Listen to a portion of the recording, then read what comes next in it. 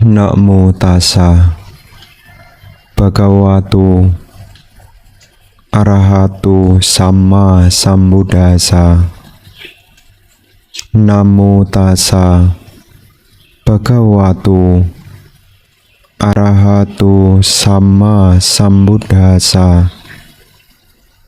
Namo tassa bhagavato arahato sama sambuddhassa. Atahi atanunato kohi nato parusia atanahi sudantena natang labati dulabanti. Diri sendiri sesungguhnya adalah pelindung bagi diri sendiri, karena siapa pula yang dapat menjadi pelindung bagi dirinya setelah dapat mengendalikan dirinya dengan baik. Ia akan memperoleh perlindungan yang sungguh amat sukar dicari. Pemimpin puja bakti, para bapak, ibu, saudara-saudari sekalian, selamat pagi. Berjumpa di pagi hari ini, baik dari wihara maupun juga yang ada di rumah. Tentu di masa saat ini kita masih di dalam masa pandemik COVID-19. Maka pertama-tama Bante menyampaikan tetap menjaga kesehatan. Jangan lupa mengenakan masker, jangan lupa bawa hand sanitizer, dan tetap jaga jarak satu sama yang lainnya. Karena kesehatan merupakan salah satu kekayaan yang berharga. Karena kalau kita punya kesehatan, maka kita banyak kesempatan untuk belajar dhamma dan juga banyak kesempatan untuk praktek dhamma. Para bapak dan ibu, saudara-saudari sekalian, tentunya hampir berapa bulan tuh, dari bulan awal April sampai sekarang kita masuk di dalam era yang berbeda dengan sebelumnya, di mana saat ini bukan hanya kita saja, tetapi hampir seluruh belahan dunia juga terkena dampak dari COVID-19 ini. Dan tentu dampak yang diakibatkan juga cukup terasa.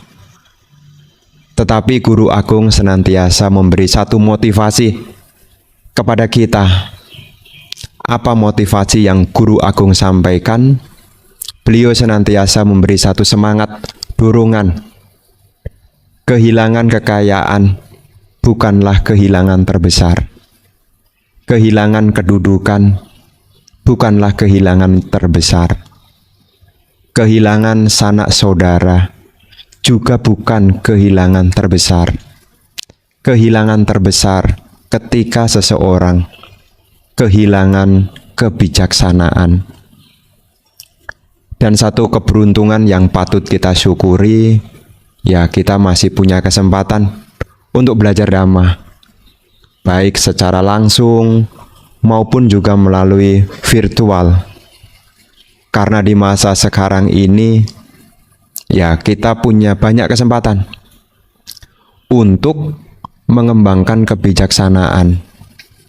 Karena di dalam kehidupan kita tidak hanya berbicara yang menyenangkan, di dalam kehidupan kita juga tidak berbicara hanya tentang kemudahan, tetapi di dalam kehidupan kita akan ketemu dengan berbagai macam hambatan dan kesulitan. Itu sudah paketnya kehidupan. Makanya kalau orang hidup maunya cuma yang mudah, maunya kok yang gampang, ya itu sudah Anda lewati kok. Masa kanak-kanak sudah Anda lewati. Jadi semua serba mudah, apa-apa gampang, telunjuknya juga telunjuk ampuh. Jadi kalau nelunjuk apa, orang tuanya langsung mengabulkan kalau anak-anak. Tapi kan sekarang ya kita sudah beranjak dewasa, tidak semua masalah yang kita hadapi dengan telunjuk semua selesai. Mesti ada upaya-upaya. Dan salah satu hal yang patut kita usahakan, patut kita perjuangkan adalah jangan lupa mengembangkan kebijaksanaan.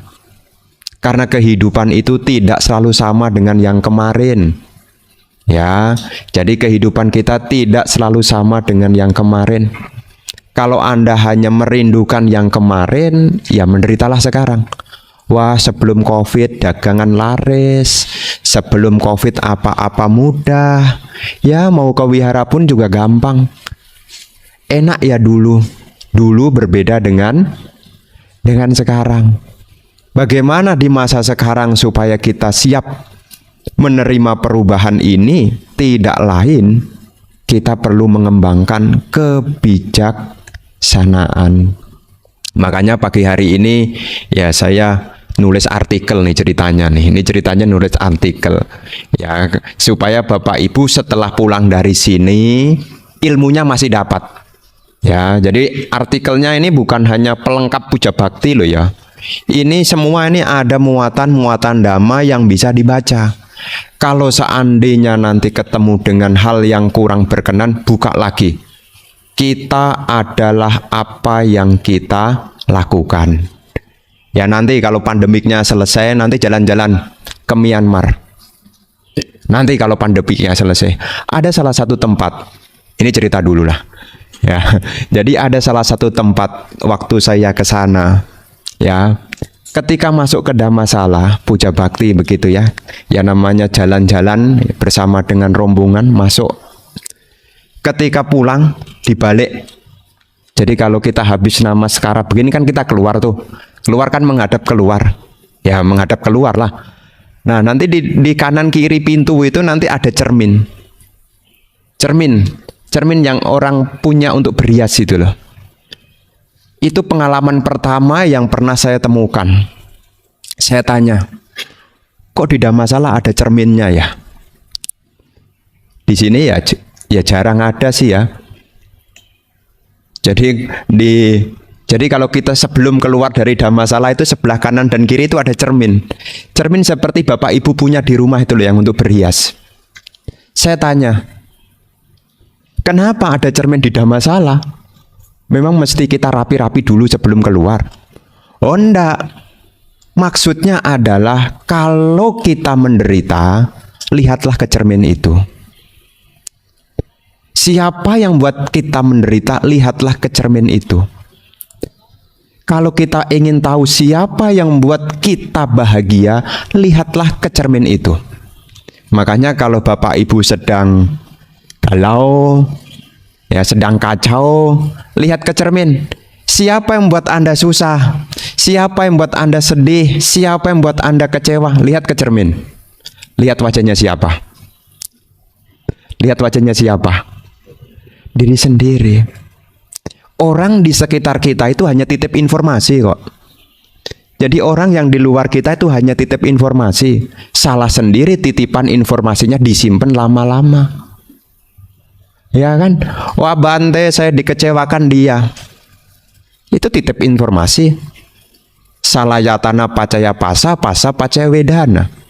Pintu indria ketemu kontak, kontak ketemu perasaan. Salah sendiri perasaannya tidak latihan untuk dilepaskan.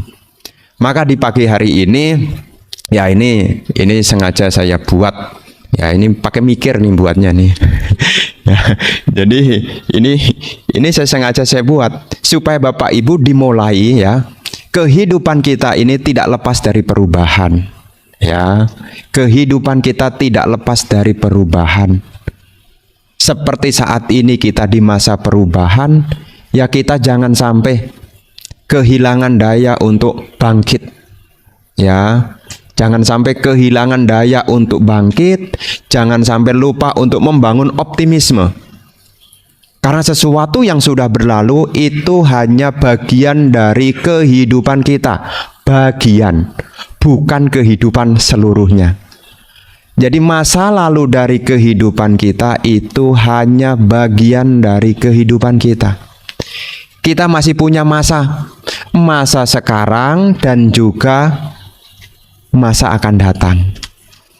Masa sekarang bangkitlah untuk membangun optimisme di masa mendatang. Jangan sampai kita terburuk hanya bergantung kemarin. Ya dulu ini ceritanya dulu, kemarin kan dulu itu ada salah satu lagu pop itu dulu. Kemarin kau ada di sini itu loh. Ya kan? Jadi kalau lagunya kemarin kau ada di sini ya hancur, harapannya hancur. Ya, jadi para umat Buddha sekalian, setiap orang punya masa lalu. Apa yang sekarang akan menjadi kemarin dan apa yang kita lakukan sekarang dengan penuh perhatian ini akan membawa kita pada arah. Tapi kalau sekarang bingung, ya, kalau sekarang bingung, ini jadi masalah baru. Orang yang paling menderita, ini cerita orang yang paling menderita. Orang yang paling menderita adalah orang yang tidak tahu apa yang harus dikerjakan. Itu paling menderita. Meskipun di rumah cukup, apa-apa tidak kurang, tapi kalau bingung mau ngapain ya? Cuma glundang, glunding. Awal-awal Covid kan begitu kan? Cuma di rumah glunding bingung, mau keluar takut Covid, di rumah tambah puyeng. Kenapa? Tidak tahu apa yang harus dikerjakan. Maka di sini Bapak dan Ibu, saudara-saudari sekalian, ya kita berusahalah seperti apa yang Guru Agung sampaikan, bahwasanya diri sendiri sesungguhnya adalah pelindung bagi dirinya sendiri. Karena siapa pula yang dapat menjadi pelindung bagi dirinya? Ini satu renungan kepada kita semua, ya.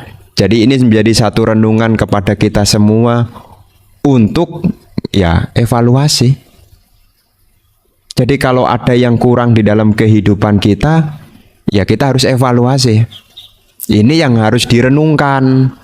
Ya, ini yang harus direnungkan. Karena diri sendiri ini adalah pelindung bagi diri sendiri. Maka dengan kita memahami khotbah Dhamma dari Sang Buddha ini yang ada di dalam Dhammapada syair 160 ini mengingatkan kepada kita semua, ya, kita ini adalah pelindung bagi diri kita sendiri. Karena kalau kita berbicara kita, ini berbicara tentang apa yang kita lakukan. Ya, jadi kalau kita mau tahu siapa kita, ya, kalau Anda bingung siapa saya, lihatlah apa yang Anda lakukan. Karena itu persis. Kalau Anda marah-marah, orang akan menyebut Anda sebagai pemarah. Kalau Anda murah hati, orang akan menyebut Anda sebagai murah hati. Kalau Anda sabar, orang akan menyebut Anda sebagai sabar juga. Kalau Anda teliti, tekun, rajin nabung, ya, tidak boros, ya, cepat atau lambat Anda akan mendapat sebutan baru, orang yang berkecukupan. Kenapa kehidupan seseorang beda-beda? Ya tergantung dari apa yang dilakukan. Karena apa yang kita lakukan ini mengacu kepada 3 hal. Apa yang kita pikirkan, apa yang kita ucapkan, dan apa yang kita kerjakan secara badan jasmani. Makanya apa yang kita lakukan dengan kehendak itulah yang disebut dengan karma. Kan kita punya keyakinan kama dayada, setiap orang itu mewarisi karmanya masing-masing. Jadi kalau kita tahu setiap orang ini mewarisi karmanya masing-masing, ya kita harus ngecek. Sekarang Bapak Ibu mikir apa? Sekarang Bapak Ibu kalau ngucapnya seperti apa? Kalau Anda bertindak, tindaknya seperti apa? Karena kalau kita tidak penuh perhatian, ya, tidak selalu memasukkan nilai-nilai luhur ke dalam batin kita, maka batin kita akan diisi dengan hal-hal yang tidak bermanfaat. Karena kehidupan ini tidak lepas dari perubahan, ya. Jadi kehidupan kita ini tidak lepas dari perubahan. Dan apa yang kita lakukan itulah yang akan kita warisi. Jadi apa yang kita lakukan itulah yang kita warisi. Sekarang kita dihadapkan pada perubahan baru. New normal sudah lewat. Ini new normal, normalnya lagi. Jadi kemarin sudah new normal, tutup lagi new normalnya kan. Ini new normal lagi. Di dalam setiap perubahan itu kita perlu menata kembali sehubungan dengan apa yang kita pikirkan. Dalam Dhammapada disebutkan, mana sacek pasan nenak bahasa tiwa karo tiwa tato nang sukamawati cayaya anapayini. Ketika seseorang berbicara, bertindak dengan pikiran baik, maka kebahagiaan akan mengikuti, seperti bayang-bayang yang tidak pernah lepas dari bendanya. Jadi kalau kehidupan kita kok belum berhasil, ada kesulitan, ya, ada kekecewaan, maka yang perlu ditata bukan orang yang di luar. Yang perlu ditata adalah apa yang kita pikirkan. Karena orang yang di luar itu di luar kontrol kita kok. Kita tidak mungkin berpikir, ayolah cintai saya. Tidak mungkin. Tidak mungkin. Tidak semua orang itu mencintai kita.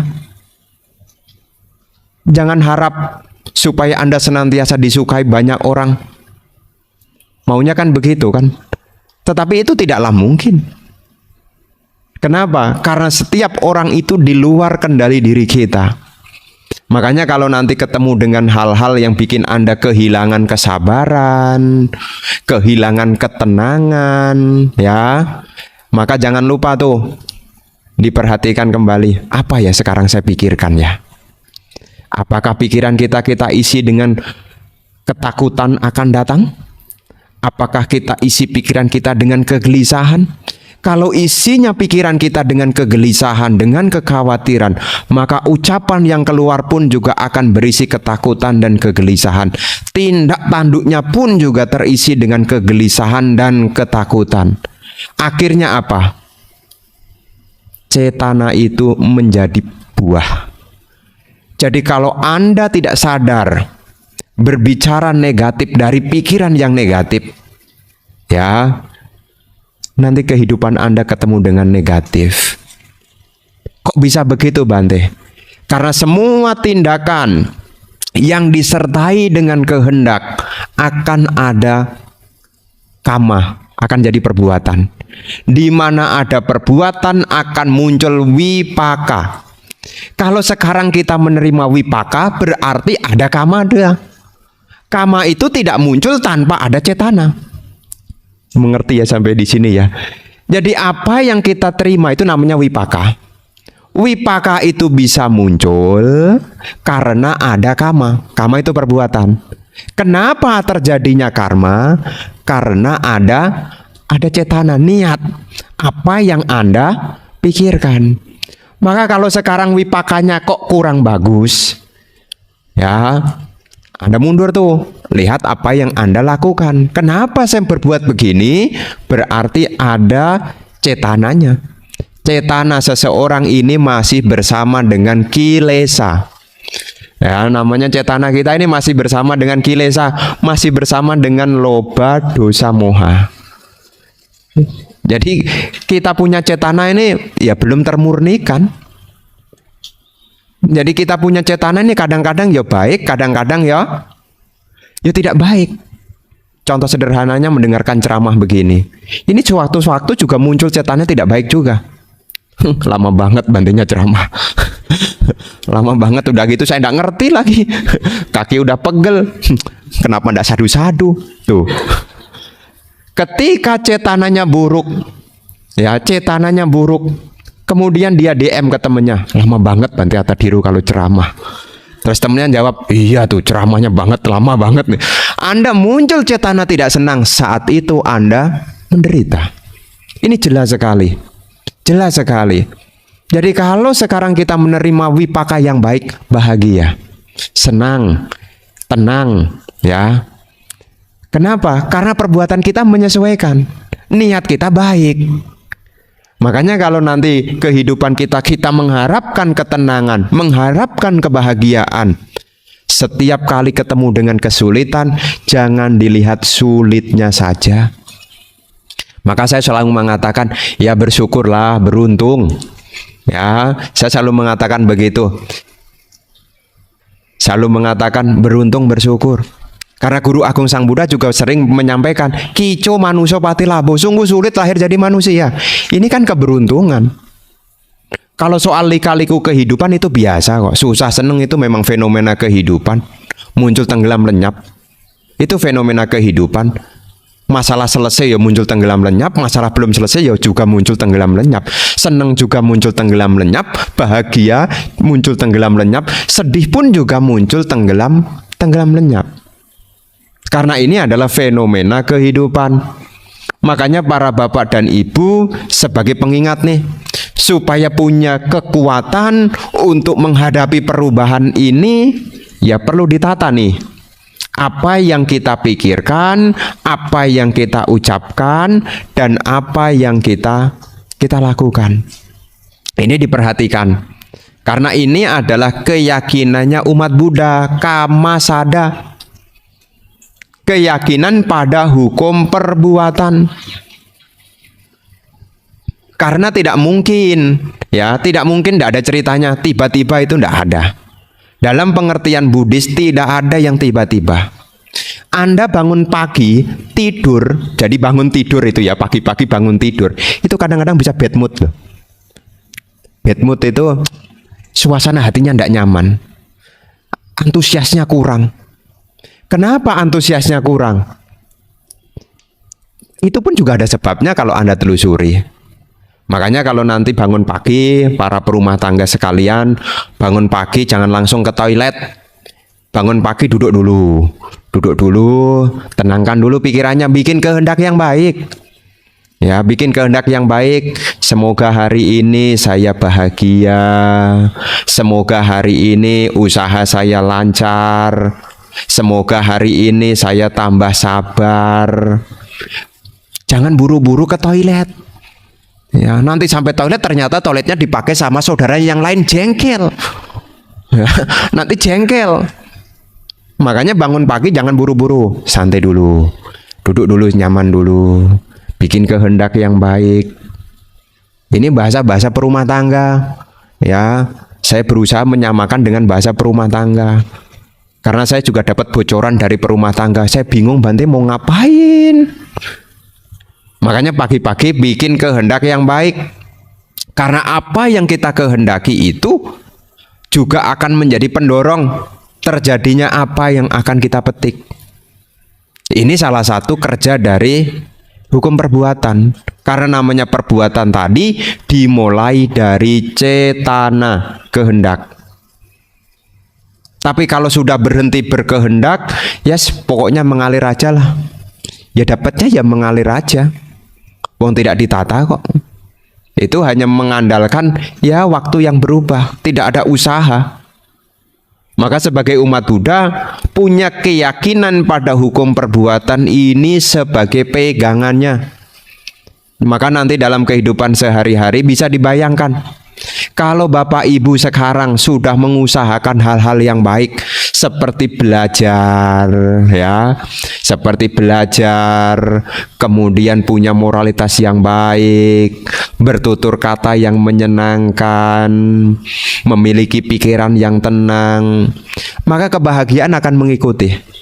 Tetapi kalau malas, sudah gitu disuruh belajar ndak mau. Kalau ngomong bikin sakit hati. Sudah gitu pikirannya kacau. Apakah bisa bahagia orang seperti itu? Anda bisa bayangkan. Ternyata letak kebahagiaan dan letak penderitaan yang kita alami tidak lepas dari apa yang kita lakukan. Maka di dalam kehidupan kita, ya kita perlu pemahaman ini, supaya kita tidak menunggu kapan Bante nasib ini berubah, kapan kehidupan saya berubah.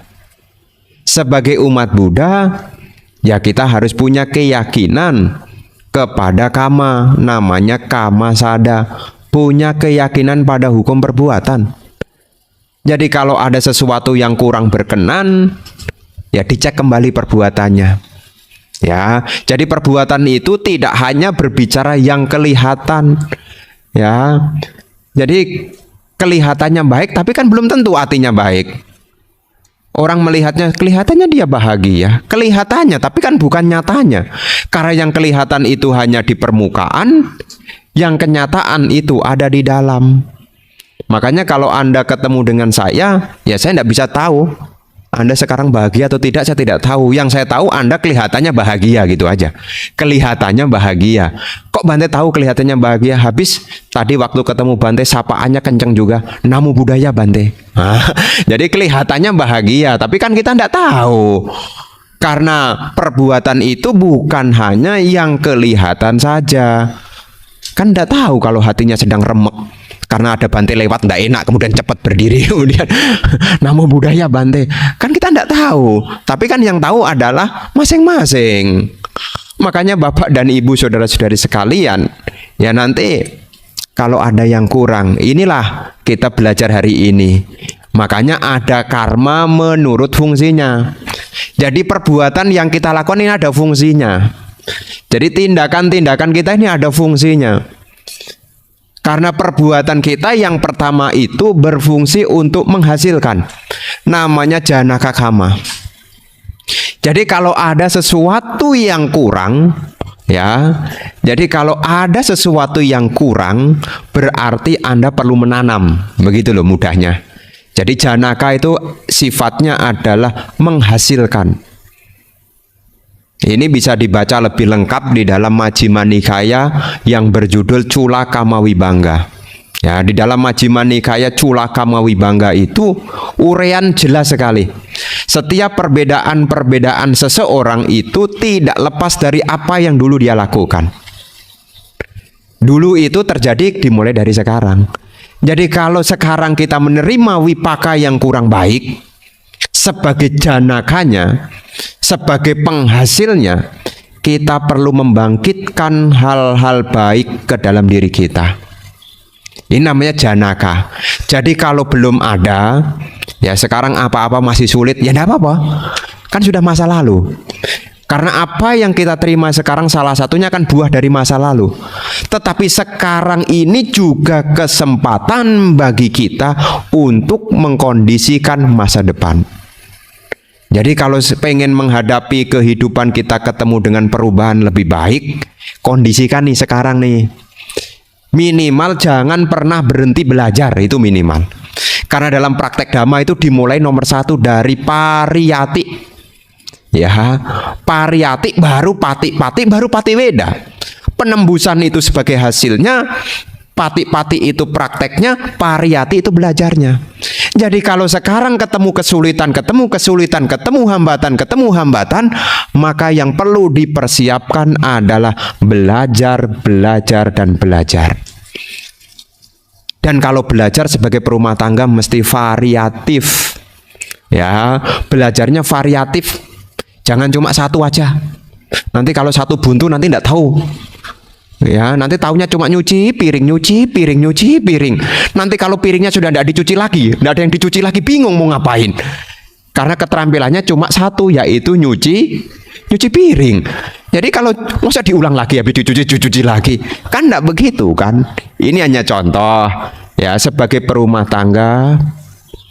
Kalau ketemu hambatan, ketemu kesulitan, jangan pernah berhenti belajar. Jadi kalau ada kesulitan, jangan pernah berhenti belajar. Dan kalau belajar, ini diingat nih, kalau belajar, belajarlah sama yang tahu. Nih, jadi jangan sampai belajar sama yang dekat, karena yang dekat itu belum tentu tahu. Kadang-kadang yang dekat ini bukan kasih motivasi, tapi yang dekat ini kadang-kadang malah kasih bikin emosi. Ya, sudah susah ditanya, jawabannya ya udahlah itu mungkin karmamu, jalani aja. Makanya saya selalu bertanya kan, kalau ada kesulitan, ada hambatan, tanyalah sama yang tahu. Ya, tanyalah sama yang tahu. Karena nanti kalau Anda bertanya sama yang tidak tahu, nanti jawabannya tidak sesuai dengan yang diharapkan. Nanti dihubungkan dengan yang tidak-tidak. Jadi usaha tidak lancar, dibilang hadap rumahmu kurang beres lah. Usaha kurang lancar, tanggal nikahmu tidak beres lah. Coba kalau usahanya lancar, tidak ada yang bertanya, ini gara-gara hadap rumah saya apa tanggal nikahnya ya? Tidak ada yang cerita begitu. Makanya saya selalu sampaikan, kalau ada kesulitan, kalau ada hambatan, tanyalah sama yang tahu. Karena seringkali jaka sambung, naik ojek, tidak nyambung-nyambung Jack. Katanya begitu. Ya, jadi nanti tidak nyambung-nyambung, jawabannya tidak nyambung-nyambung. Ya, nanti kalau ada kesulitan-kesulitan, nomor satu yang harus diingat, perbuatan kita berfungsi sebagai menghasilkan janakah. Jadi kalau kita belum ketemu titik terang, belajar. Sudah belajar belum paham, tanya. Saya pun jadi biku juga kalau tidak paham juga tanya kok. Memang kalau sudah jadi biku tidak bertanya, bertanya. Suta itu ada 48.000 kelompok dhamma kok. Dan tidak semua suta itu bisa dipahami. Tidak semua suta bisa dipahami. Coba Bapak Ibu, kalau Bapak Ibu baca Digha Nikaya, baru baca aja, lihat bukunya. Digha Nikaya itu suta panjang, namanya Digha. Baru buka, panjang banget. Tetapi cara mudahnya bagaimana? Tanya sama yang tahu. Oh, ternyata begini. Misalnya Brahmajala Sutta, Samanapala Sutta. Oh, kalau tanya sama yang tahu, makin ngerti loh. Daripada kita sok tahu. Makanya setiap kesulitan itu jangan pernah malas untuk bertanya. Karena dari pertanyaan itu bisa melahirkan kecerdasan. Makanya kalau Anda punya anak-anak Anda suka bertanya, itu tanda-tanda anak Anda cerdas. Tapi kalau anak Anda diem, biasanya ibu-ibu seneng tuh kalau punya anak diem, itu seneng tuh, nggak bikin repot. Tapi ada efek sampingnya loh. Ya, efek sampingnya jawabannya nanti satu kata, satu kalimat, tidak tahu. Jadi apa-apa tidak tahu. Nanti datang ke psikolog, tes IQ, ini gambar apa? Tidak tahu. Mestinya dia semat menjadi tidak semat. Makanya Bapak Ibu kalau ada kesulitan, ya bikin janakah kondisinya. Makanya di dalam Culakama Wibangga itu diuraikan, kenapa seseorang bisa kaya? Karena dia memberi. Itu sebagai janaka. Jadi sebagai penghasilnya kekayaan itu karena dia tidak pelit. Kenapa dia rupawan? Karena dia mampu menahan kesabaran. Dia mampu merasa senang ketika melihat orang berhasil. Itu sebagai janakanya. Kenapa orang itu banyak kawan-kawannya? Karena dia suka mengajak orang lain. Nanti buahnya adalah banyak pengikut. Kenapa orang itu lahir di keluarga terhormat? Karena dia juga sering memberi penghormatan. Itu buahnya. Makanya kalau umat Buddha ini datang ke wihara memberi namaskara ke Sang Buddha, apa buah pahala dari penghormatan itu? Ya seperti yang ditanam, itulah yang dipetik. Orang yang menghormati ya bakal dihormati. Ini janaka nih. Kalau orang angkuh, tidak mau menghormati, sudah angkuh, tidak mau menghormati, udah gitu pelit lagi. Sudah pelit, gampang cemburuan lagi. Kira-kira lahirnya apa? Sudah miskin, jelek. Ini bukan ngomongin orang loh ya, ini saya berbicara hukum karma begitu kok, Culakama Wibangga kok. Jadi kalau sekarang Bante kok saya giliran sekarang kok tidak bagus ya, ini kesempatan. Makanya tadi saya katakan kehidupan sekarang adalah kesempatan. Ya, kesempatan. Wah Bante saya ini tidak tercapai, ini tidak tercapai. Tidak apa-apa. Sekarang bikin kondisi. Memberi meskipun sedikit. Memberilah meskipun sedikit. Dan kalau sudah memberi, berbahagialah. Jangan kemudian sedihlah. Jadi kalau sudah memberi, berbahagialah. Karena kalau kita bisa memberi dengan bahagia, setelah memberi juga bahagia, nanti kalau jadi orang punya, setelah punya bisa menikmati apa yang dipunya. Makanya sekarang bisa bercermin, Bapak Ibu kalau punya tapi tidak bisa nikmati, ada kemungkinan dulu Anda berdana, tetapi Anda lupa berbahagia setelah berdana. Punya TV, TV-nya layar datar, sudah datar, nempel tembok, plek. Dimensinya itu 5x5 itu, apa 55 inch, gede sekali. Tetapi tidak pernah nonton. Punya tapi tidak nikmati. Ada kan yang begitu? Ada. Ya Bante, ini TV-nya saya danakan ke wihara Bante. Loh kenapa didanakan? Habis di rumah tidak ada yang nonton. Tuh, ada cerita begitu. Karena seringkali wihara dapat hibah-hibahan begitu. Kenapa ada seseorang punya tidak bisa menikmati? Karena setelah memberi, yaitu menyesali. Diingat nih kalau sudah memberi, ya hari Minggu udah diniatkan datang ke wihara, jangan sampai nyesel tuh. Kenapa hari Minggu ini tadi saya ke wihara? Jangan nyesel. Karena apa yang kita lakukan itu berfungsi sebagai janaka, penghasil. Ada orang sehat, ada orang sakit, itu juga ada janakanya. Makanya kalau kita mengharapkan hal-hal yang baik, namanya perumah tangga itu punya satu pengharapan yang sifatnya duniawi, ya. Namanya perumah tangga itu punya pengharapan sifatnya duniawi, seperti punya kekayaan, seperti punya kedudukan, umur panjang, itu kan pengharapan-pengharapan duniawi. Lahir di surga, itu kan pengharapan-pengharapan duniawi. Hal yang dilakukan sekarang adalah praktekkanlah kebajikan. Sebisa mungkin kotoran batin, loba, dosa, moha jangan sampai mendominasi Anda. Karena kalau mendominasi nanti juga jadi bibit juga. Kalau bawaannya benci terus apa Bante? Lahir kemana? Ke neraka. Tuh. Kalau Bapak Ibu gampang benci, dikit-dikit benci, kurang-kurang benci, pokoknya bawaannya benci lah. Sampai disebut sebagai pembenci. Istilah bahasa Inggrisnya itu hater itu loh. Ya. Jadi Bapak Ibu jangan begitu, ya. Jadi jangan sampai dirinya dikuasai kilesa, termasuk keserakahan. Kalau diri kita dikuasai keserakahan, maka keserakahan itu akan membawa kepada alam kesengsaraan. Kok bisa ya Bante? Ya itulah fungsinya perbuatan yang disebut janaka kama. Kama sebagai penghasil. Karena apa yang kita lakukan berulang-ulang ini akan menjadi satu gambaran batin.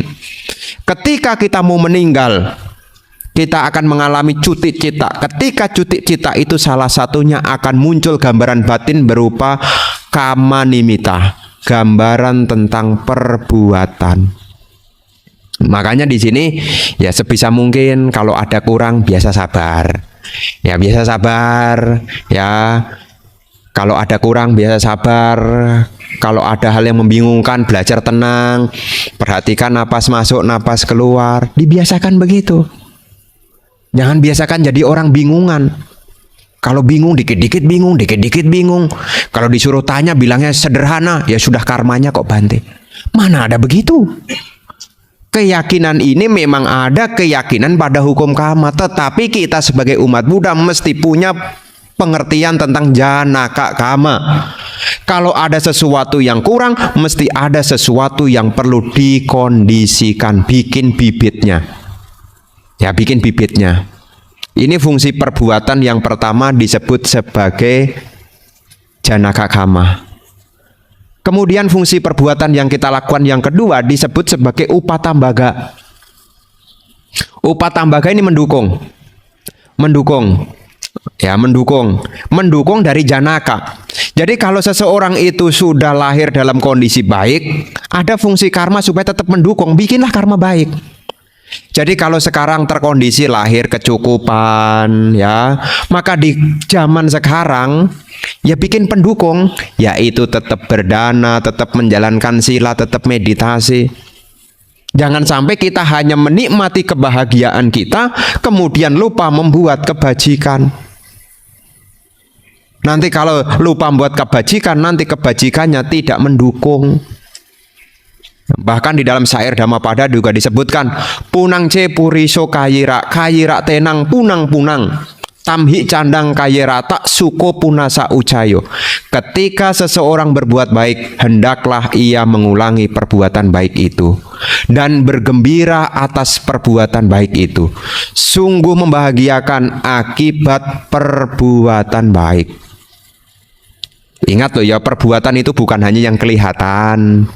Jadi kalau kita ngomong perbuatan ini bukan hanya mengacu kepada yang kelihatan, tapi juga meliputi apa yang kita pikirkan, apa yang kita ucapkan, dan apa yang kita lakukan.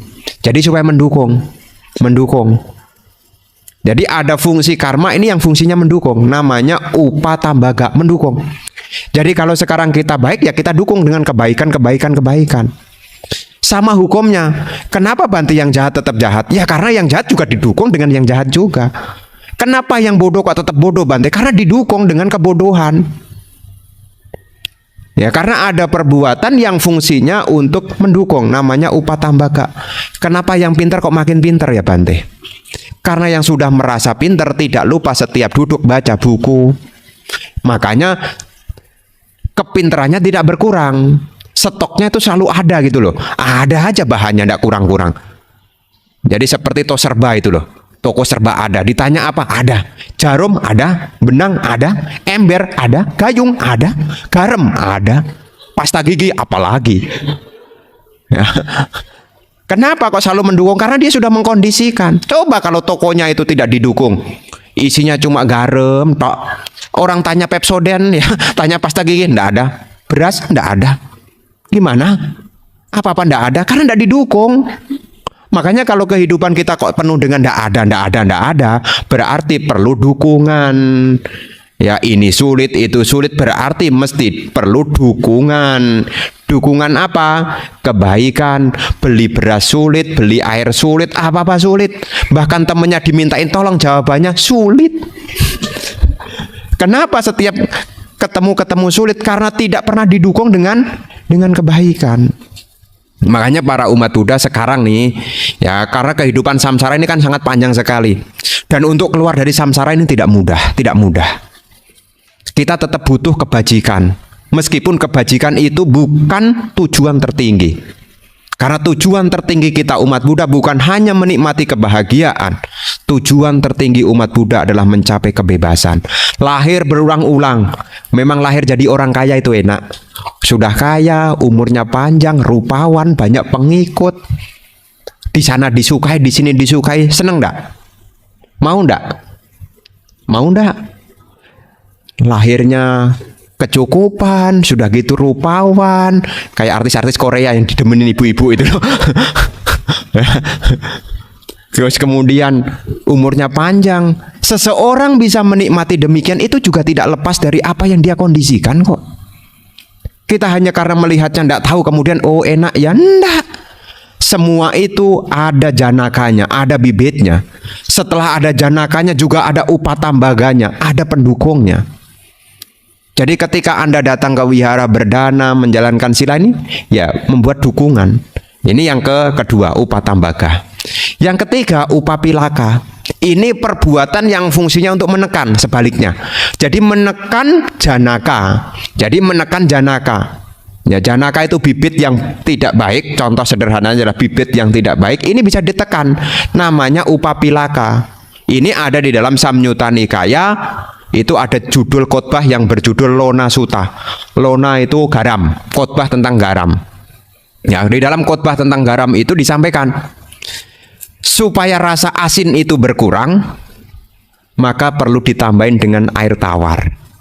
Demikian pula kalau kita punya janaka bibit yang kurang baik, supaya ini bisa tertekan, maka sekarang bikinlah karma baik. Jadi kalau sekarang kita dibenci orang, tidak apa-apa. Itu karma masa lalu, Pak. Tetapi sekarang kita harus mengembangkan meta. Semoga saya berbahagia, semoga dia bahagia. Kalau ada orang berhasil, ikut bahagia. Jadi kalau ada orang berdana ikut mengucapkan, sadhu, saya ikut bahagia. Ini sebagai kondisi, ini juga bisa menekan. Yang dulunya dibenci, sekarang bisa dicintai. Makanya benci-benci tapi rindu akhirnya. Dulu dibenci, akhirnya dirindui. Kenapa? Karena setelah dia mengerti, dia mengembangkan cinta kasih. Di dalam Metta Nisangsa disebutkan, manuso piyohoti, manusia mencintai. Manfaat dari metta adalah manuso piyohoti, manusia mencintai. Amanuso piyohoti, yang bukan manusia juga mencintai. Dewa rakati, para dewa juga melindungi. Ini salah satu mengapa meditasinya pakai objek cinta kasih, supaya Anda juga punya dukungan. Di sana disukai, di sini disukai, di mana-mana disukai. Kan maunya begitu kan? Karena dikatakan 1000 teman itu rasanya masih kurang. Punya satu musuh rasanya kebanyakan. Makanya di mana-mana ya berusahalah mengembangkan cinta kasih. Ya, selain praktek dana, sila, samadhi, kembangkanlah cinta kasih. Cinta kasih, ada waktu, ada kesempatan, bangun pagi hari, berkehendaklah yang baik. Semoga saya bahagia, semoga orang lain berbahagia. Tapi seringkali Bapak Ibu bukan mengembangkan metta sih. Seringkali yang lebih dominasi adalah mengembangkan curiga. Bukan mengembangkan metta, tapi mengembangkan curiga. Ketemu orang, jangan-jangan. Jangan-jangan. Kalau pikiran Anda diisi dengan kecurigaan, dengan pikiran negatif, itu juga akan menjadi janaka. Janaka itu juga akan menjadi upatambaga. Sekarang bawaannya adalah curigaan. Karena didukung curigaan, maka akan terus curiga. Nanti datang Bante ke rumah, ini Bante mau ngapain ini ke rumah nih? Ya, terus kemudian dapat WA, ini pasti minta dana nih. Dicurigai apa-apa, bawaannya curigai, menderita. Nanti anaknya deket-deket, nih mau minta apa nih? Amat menderita kalau seseorang itu diisi dengan pikiran-pikiran yang buruk. Makanya nanti dalam kehidupan sehari-hari, kalau Bapak Ibu ada kekurangan, bisa ditekan dengan kebaikan. Ya, jangan lupa belajar. Semua itu diawali dari belajar. Karena kalau kita belajar, maka terbuka pandangan kita. Kalau pandangan kita terbuka, maka pikiran kita jadi terbuka. Ucapan kita akan terbuka. Tindakan kita juga akan terbuka menjadi lebih baik. Makanya, ya jangan lupa belajar nih. Ada waktu, ada kesempatan, daripada malam-malam bengong tak ada yang dikerjain. Ya, nontonlah yang bisa mengembangkan batin begitu loh. Ya, jadi sifatnya belajar gitu loh. Belajar. Ya, belajar terus, belajar terus. Karena perbuatan itu yang ketiga fungsinya adalah untuk menekan atau yang disebut sebagai upapilaka. Ada yang fungsi karma yang keempat, ya, namanya upagataka. Ini fungsi karma untuk memotong. Ini lebih ekstrim, ini memotong. Jadi ini ekstrim. Hati-hati dengan perbuatan kita. Ya, karena perbuatan itu selain berfungsi untuk menghasilkan, perbuatan itu juga selain berfungsi untuk mendukung, perbuatan itu selain untuk berfungsi untuk menekan, ada perbuatan yang bisa memotong. Anda jadi orang baik, ya, Anda jadi orang baik kalau tidak hati-hati sebentar saja, langsung turun. Dan tadi saya sudah tulis di artikelnya baca sendirilah ya. Itu contohnya dibaca sendiri, saya takut nyinggung orang. Ya, itu saya tulis itu memang seperti itu. Ya, itu salah satu. Itu ada dalam kisah itu ya, seperti Bante Dewadatta masa lalu. Ya, lahir di keluarga jadi manusia itu punya kebaikan, lahir di keluarga kecukupan itu punya kebaikan. Tetapi karena tidak hati-hati dengan apa yang dilakukan, ya beliau memecah belah sangga. Sebagai akibatnya, kesempatan baik menjadi tertutup, kemudian ya terkondisi, menjadi terpotong, kebaikannya terpotong. Lahirlah di alam yang kurang menguntungkan. Makanya Bapak Ibu hati-hati nih, ya yang sudah punya suami dan istri, ya saya sampaikan hati-hati, ya hati-hati. Ya, baca Sigala Sutta, ada 4 jenis pembawa kemerosotan. Ya, yaitu judi dihindari, minum-minuman keras dihindari, bermain wanita dihindari, kelayaban ke tempat yang tidak baik dihindari. Itu sebab kemerosotan. Kalau sudah merosot, apa yang dimiliki langsung seperti kumpulan kertas dalam sekejap terbakar oleh api. Set, tidak ada satupun yang dikenang. Yang dikenang hanya satu, yaitu penyesalan. Ya, hati-hati dalam perbuatan kita, hati-hati dalam ucapan kita. Jangan karena marah dan benci kemudian kita lupa diri. Ya, hati-hati, termasuk di medsos, hati-hati. Hati-hati. Ya, komen ya komen tapi mikir. Ya, jangan baru nulis baru mikir, mikir dulu baru nulis. Ya, hati-hati. Ini saya pesan kepada umat Buddha nih. Ya, karena kalau umat Buddha menderita, ya bantainya juga ikut menderita kan. Itu loh bantai umat Buddha. Umat Buddha. Waduh, saya kenal lagi. Aduh. Tuh. Jadi bukan Anda saja yang menderita, saya pun juga kepikiran, kok bisa ya? Padahal dulu saya kenal dia baik. Nih, karena satu tindakan, ada fungsi tindakan yang berfungsi untuk memotong upagataka. Maka kalau sudah hidup berumah tangga, lebih hati-hati, hati-hati. Ya, karena kalau hidup berumah tangga itu bukan hanya hidup untuk dirinya sendiri, tapi juga hidup untuk pasangannya, hidup untuk anak-anaknya, ya. Jadi seperti sekarang ini ya Bapak Ibu ya tetap hati-hati. Karena ketika Bapak Ibu melindungi diri sendiri, maka sesungguhnya Bapak Ibu juga melindungi orang lain juga. Karena perbuatan ini ada yang keempat, fungsinya adalah memotong. Dulu dia kaya Bante, loh kok sekarang kok makmur? Makmur bagaimana? Tinggal rumah sama sumur. Dulu dia punya, sekarang cuma tinggal rumah sama sumur. Kenapa? Oh, dulu Bante di mana ada hiburan dia datang, tidak pernah absen. Jadi semua selalu hadir. Nah, ini biasanya ya ini tempat daerah saya sana loh. Ya biasanya di daerah-daerah saya, di daerah ya BSD ke sana lagi dah. Ya itu kalau ada hiburan-hiburan, mungkin orang Jakarta mungkin enggak tahu ya. Ada gambang kromong, cokek gitu loh. Nah, kadang-kadang kalau sudah begitu, kalau tidak hati-hati ini perumah tangga ini, hati-hati. Kalau sudah keluar, nanti sudah minum minuman keras ya. Sudah gitu ya bermain wanita, ya sudahlah. Jangankan sampai 2 turunan, 1 turunan saja enggak cukup. Makanya hati-hati nih yang sudah hidup berumah tangga. Ya, karena sekarang kan ya dihadapkan pada kemudahan-kemudahan, hati-hati. Ya, termasuk juga Anda punya smartphone ya lebih smart sedikit lah. Ya, bukan hanya smartphone-nya yang smart, tapi orangnya ya smart juga lah. Ya, jadi nanti perbuatan yang kita lakukan ini ada yang fungsinya untuk memotong. Jadi ini sebagai satu renungan di minggu hari ini. Ya, ingatlah apa yang kita lakukan itulah diri kita. Kita adalah apa yang kita lakukan. Kalau kita mengharapkan diri kita baik, maka lihatlah sudah berapa banyak kebaikan yang masuk di dalam pikiran kita. Sudah berapa banyak ucapan yang baik yang telah kita latih. Dan sudah berapa banyak perbuatan baik yang kita lakukan. Demikian pula kalau kita menderita, Anda juga mesti ngecek berapa banyak pikiran buruk di dalam diri Anda. Berapa banyak kata-kata keluar buruk yang telah Anda keluarkan. Dan tindakan buruk apa saja yang telah Anda lakukan.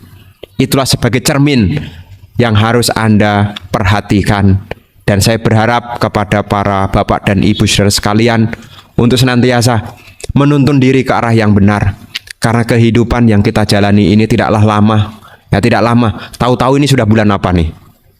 Tahu-tahu November loh. Sebentar lagi sudah Desember loh. Nanti akhir Desember sudah all and new tuh. Waktu ini cepat sekali, cepat sekali. Maka di dalam waktu yang cepat jangan pernah berhenti untuk mengembangkan kebaikan. Semua dimulai dari belajar. Jangan pernah malas untuk belajar. Ya, malas belajar ya sudah. Tidak ada pengharapan baik. Maka dikatakan kalau seseorang itu bodoh, ya, kalau seseorang itu bodoh, maka dia tidak akan bisa mempunyai kekayaan. Kalau bodoh tidak punya kekayaan, kalau tidak punya kekayaan, tidak punya kebajikan. Anda kalau tidak punya kekayaan, apa bisa melakukan kebajikan? Mau datang ke wihara, pikirannya, nanti kalau saya datang ke wihara, nanti untuk beli ini apa ya? Tuh, karena kekurangan. Maka jangan sampai para umat sekalian ya tidak mengusahakan untuk belajar. Maka yang masih punya putra dan putri, semangati.